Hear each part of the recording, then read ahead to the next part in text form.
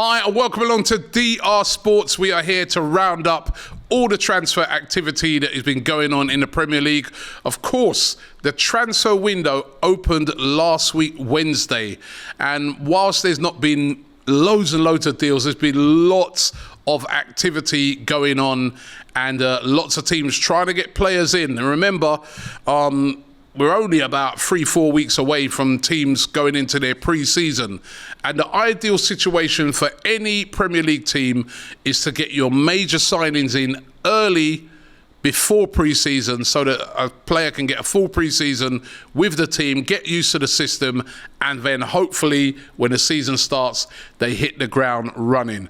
Some of the big transfer news, I'm going to start off with my club, Arsenal. Looks like they're on the verge of signing Kai Havertz from Chelsea. There's been a lot of negotiation going on between the two clubs over the last week. There's been bids made by Arsenal. Their latest bid is said to be worth up to £65 million, which would be £50 million paid over 3 years with 15 million in add-ons. According to a lot of the reports, is David Ornstein going big on this one today. And lots of talk that Havertz could have a medical as soon as tomorrow. So huge news. Works well for both clubs. Chelsea trying to get rid of a load of players, trying to free up their wage bill, trying to free up and also get funds in through the door. It's been well documented how many players they bought in. I mean, they bought in another player yesterday in Nkunku, who they bought from RB Leipzig. That deal was really done in January, but he's now fully signed on. And Havertz is going through the door to Arsenal. Mikel Arteta, a big admirer of Kai Havertz, and Havertz is going to become an Arsenal player. Arsenal have beat off a late bid from Bayern Munich, and he's definitely looks like he's going to Arsenal. The other big one for Arsenal is Declan Rice. They put in two bids. Excuse me. The latest bid was said to be around about £90 million, which was £75 million plus 15 million in add-ons. That's been rejected by West Ham United.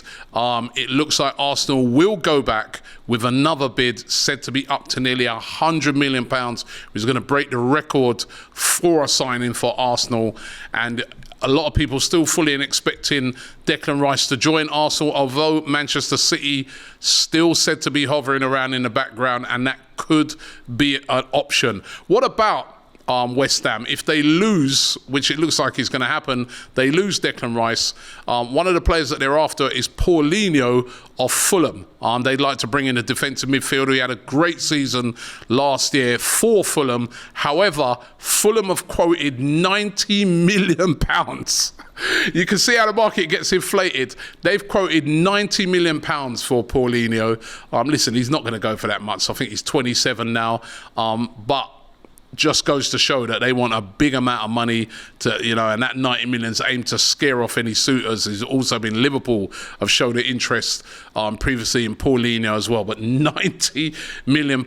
And Thomas Partey could be on the move from Arsenal as well. It's said that the player himself would like a move away, change of scenery for him, and there's lots of clubs looking at him, including clubs over there in Saudi Arabia. Could it be another one to join that Saudi Arabian exodus? On Saudi Arabia, listen, they're racking up the players already. Obviously, we know they got Ronaldo, we know they got Benzema, but now Ruben Neves has gone over there. Now they're looking at many other players, including Hudson-Odoi of Chelsea is one of the latest players that they're looking at. They're looking at Hakim Ziyech as well from Chelsea as well. So they're really getting busy over there in Saudi Arabia, and it's going to be interesting to see if they can get some of these deals done. Another player who's been linked with Saudi Arabia has been Marcelo Brozovic of Inter Milan. Now, still considered a real top player, even though he's starting to get a bit older now. Al Nassr over there in Saudi Arabia made a 15.5 million bid for Brozovic, who, as I said, now 30, the Croatian midfielder. He's got a contract at the San Siro until 2026.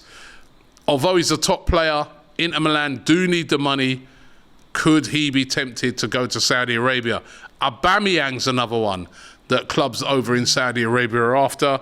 And also, it was really interesting to see this one. Son Heung-min of Tottenham Hotspur, wanted by teams over there in Saudi Arabia as well, although he's come out and said he wants to stay at Tottenham.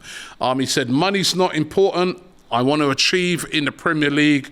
So looks like he's going to be one player that's not going to be tempted by the money for now, right? And he's staying put in London. But I've said it multiple times, the Saudi Arabians are coming. And they are a threat, and they are bringing in some big names. And you're starting to see that they're going after younger players as well. The Ruben Neves one was significant. Getting Ruben Neves, a sought-after player from Wolves, age 26, was a coup. Who's going to be the next young one to go? Could be Hudson-Odoi. We're going to have to wait and see.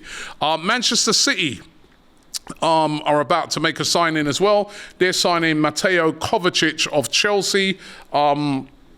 In a deal said to be worth £30 million. That's according to journalist Fabrizio Romano. Kovacic, a really, really good player. I'm surprised, really, that Chelsea are letting him go. But Kovacic looks like he's going to be on his way to Manchester City. And I think that'd be a good signing for City. Kovacic, of course, previously at Real Madrid. He's had an up and down time, really, at Chelsea. He hasn't really hit the heights. But obviously, Pep Guardiola, if there's anybody who's going to get the best out of a player, it's certainly him. What about Manchester United? They've been very quiet so far in the transfer market. Still haven't sorted out who's going to be the owner of the club. And I don't know if this is having an effect on what Manchester United can do, but they've been quite quiet in the market. Now, one of the players, should I say, that they're chasing is a goalkeeper. They need to fill that position. We know that David De Gea, despite winning a Golden Glove, had a pretty poor season by his very high standards, and they're looking for a new goalkeeper. And the goalkeeper in question is Andre Onana of Inter Milan. Had a great season, he did. Moved from Ajax, went to Inter Milan, had a great season. Now, according to Sky Italia, they're claiming that Chelsea, who were previously interested in the Cameroon goalkeeper, have called on it. And it's Manchester United that are making the big moves now to get Andre Onana over the line.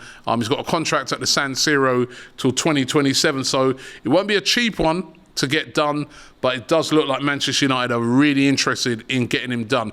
There's another one as well, Jurrien Timber, who was heavily linked with Manchester United last season, but looks like he's going to be on his way to Arsenal. Arsenal putting a bid for 30 million, said to be going in with another bid, and Timber says to favour a move to Arsenal over going to Manchester United, which you wouldn't normally see in recent times. So Manchester United really need to sort of get their act together and get things going, because it's been really quiet for them at the moment, and it's not used to be it being that quiet in the transfer window so far for Manchester United.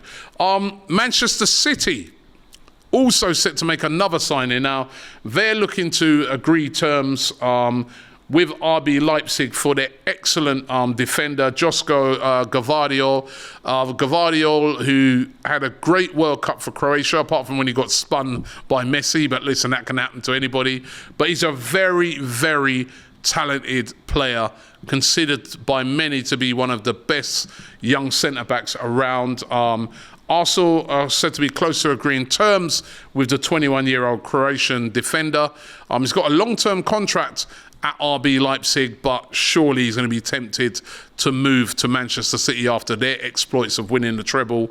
And that would be another great signing by Pep Guardiola. And Newcastle, finally, they've made a bid of around about 50 million euros for AC Milan's Sandro Tonali. Tonali, a really, really good player, Italy international. Newcastle, we know they're looking for midfielders. They are after Tonali. We're going to have to wait and see how that one develops out. Lots of activity. As I said, the window's now been open for 1 week. There's been a lot of posturing going on. There's been a lot of, clubs speaking to each club about this player and that player. I fully expect now over the next week or so, especially with all the international games now being completed, for there to be a lot of activity and for a lot of players to be moving to various different clubs. And if you want to keep on top of it all, just keep it locked here on DR Sports. We'll keep you updated with all the big moves in the transfer window right down until the 1st of September when the transfer window closes. Thanks for watching the show. Don't forget to check out the Claude Cup, which is going to be taking place on Saturday the 24th of June. If you want more details, the link is in the description. Raising money for the Guna Claude Trust, which is a great charity, does things like bring young kids to football games. It's a really, really great charity, and he was a really, really great guy. It's the AFTV All-Stars versus the DR Sports All-Stars. It's going to be great, so make sure you get down there on the day. More details in the description. Thanks for watching, and I'll see you soon.